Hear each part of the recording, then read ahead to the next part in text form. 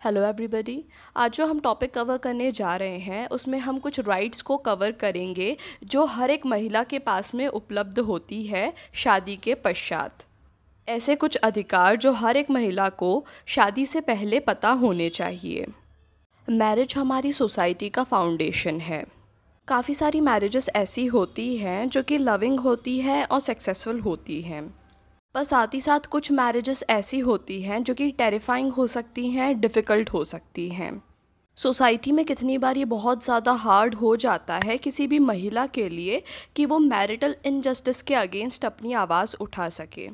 इसलिए सोसाइटी में हर महिला के लिए ज़रूरी हो जाता है कि उसे अपनी लीगल राइट्स पता हो।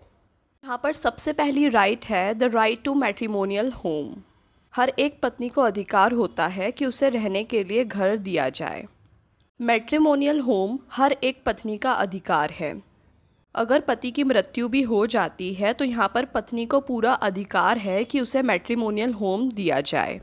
अगर यहाँ पर स्थिति तलाक की है तो यहाँ पर जो वुमन है वो मैट्रिमोनियल होम में रह सकती है जब तक उसकी कोई और व्यवस्था नहीं हो जाती है। जो सेक्शन 14 है हिंदू सक्सेशन एक्ट 1956 का और जो सेक्शन 27 है हिंदू मैरिज एक्ट 1955 का, वो अलाउ करता है हर महिला को कि वो राइटफुली क्लेम कर सकती है स्त्री धन को। अपने स्त्री धन के लिए जो महिला है वो एकमात्र अकेली ओनर होती है। अगर उसे स्त्री धन देने से इनकार किया जाता है तो वो section 19A of protection of women against domestic violence act के तहत कंप्लेंट फाइल कर सकती है। अब यहाँ पर सवाल ये आता है कि स्त्रीधन होता क्या है।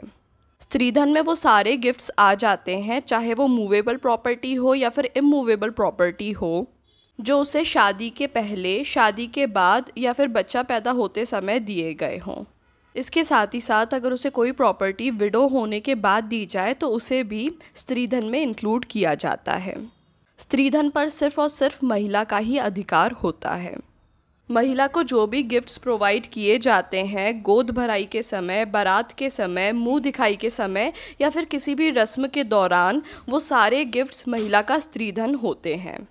महिला को जो भी इमूवेबल या फिर मूवेबल प्रॉपर्टी दी जाती है, ज्वेलरी दी जाती है, गिफ्ट दिए जाते हैं, जो भी पैसा दिया जाता है शादी से पहले, शादी के दौरान या फिर विडो होने के बाद भी, तो ये सारा ही चीज़ें महिला का स्त्रीधन होता है। अगला अधिकार है right to claim the child's custody. महिला के पास में सुप्रीम अधिकार होता है कि वो अपने चाइल्ड की कस्टडी ले सकती है। स्पेशली अगर जो सिचुएशन है उसमें जो बच्चा है वो 5 साल से कम का है तो यहाँ पर वुमन को अधिकार होता है कि वो अपने बच्चे की कस्टडी ले सकती है।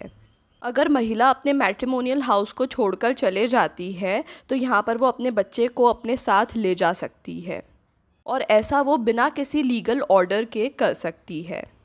अगला अधिकार है द राइट टू अबॉर्शन। हर महिला को अधिकार होता है कि वो प्रेगनेंसी को अबॉर्ट कर सकती है बिना अपने पति की और अपने परिवार की परमिशन के। जो medical termination of pregnancy act 1971 है वो अलाउ करता है कि जो महिला है वो अपने प्रेगनेंसी को टर्मिनेट कर सकती है किसी भी समय पर, जब तक कि गर्भ धारण किए हुए 24 वीक्स नहीं हो जाते हैं। अगर महिला अपनी प्रेगनेंसी को टर्मिनेट करना चाहती है तो उसे 24 वीक्स के पहले कर सकती है। अगला अधिकार है द राइट टू प्रॉपर्टी। 2005 में जो अमेंडमेंट हुआ था हिंदू सक्सेशन एक्ट 1956 में, उसमें बेटियों को ये अधिकार दिया गया कि उनके मैरिटल स्टेटस को दरकिनार करते हुए वे अपनी पिता की संपत्ति में इक्वल राइट रखती है। महिला अपने पति की संपत्ति में भी अधिकारी होती है, पर यहाँ शर्त ये रहती है कि अगर पति ने अपनी विल में उसे एक्सक्लूड किया है तब उसे फिर ये अधिकार नहीं होता है। अगर जो पति है वो पत्नी को बिना बताए या फिर बिना तलाक दिए दोबारा शादी कर लेता है तो प्रॉपर्टी का सारा अधिकार जो भी है वो पहली पत्नी को ही जाएगा। अगला अधिकार है right to report domestic violence.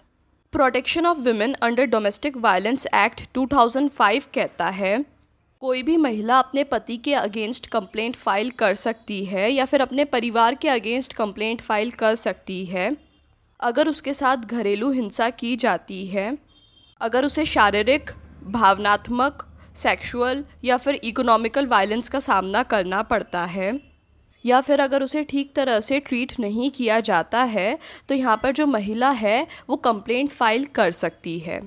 अगला अधिकार है right to report dowry and harassment. अगर शादी में दहेज भी इन्वॉल्व्ड होता है तो यहाँ पर महिला उसके अगेंस्ट रिपोर्ट कर सकती है। डाउरी प्रोहिबिशन एक्ट 1961, ये एक्ट महिला को ये अधिकार देता है कि वो दहेज के अगेंस्ट रिपोर्ट फाइल कर सकती है।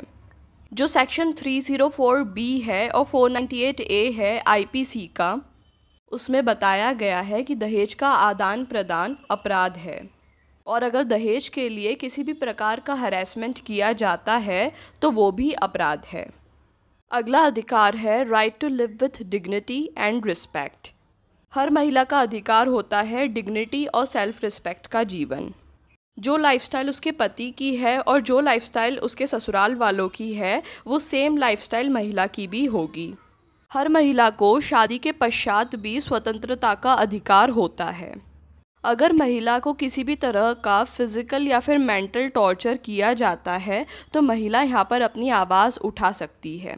सुप्रीम कोर्ट ने कहा है कि बहू को उस तरह से ट्रीट किया जाना चाहिए जैसे कि वो परिवार की ही सदस्य है। उसे वही वार्मथ और अफेक्शन दिया जाना चाहिए जो कि एक परिवार के सदस्य को दिया जाता है। उसे कोई बाहर वाला नहीं समझा जाना चाहिए। उसे घर की बाई की तरह ट्रीट नहीं किया जाना चाहिए। उसे ये धमकी नहीं दी जानी चाहिए कि उसे मैट्रिमोनियल होम से कभी भी बाहर फेंका जा सकता है। जैसा कि कितनी बार देखा गया है कि महिलाओं को ट्रीट किया जाता है पति के द्वारा, ससुराल वालों के द्वारा और रिश्तेदारों के द्वारा, ये सोसाइटी में इमोशनल नमनेस की फीलिंग को क्रिएट करता है। अगला जो अधिकार है वो है राइट टू कमिटेड रिलेशनशिप। अगर जो महिला का पति है उसका शादी के बावजूद भी बाहर संबंध है तो ऐसी परिस्थिति में महिला के द्वारा अडल्ट्री का चार्ज लगाया जा सकता है पति के अगेंस्ट।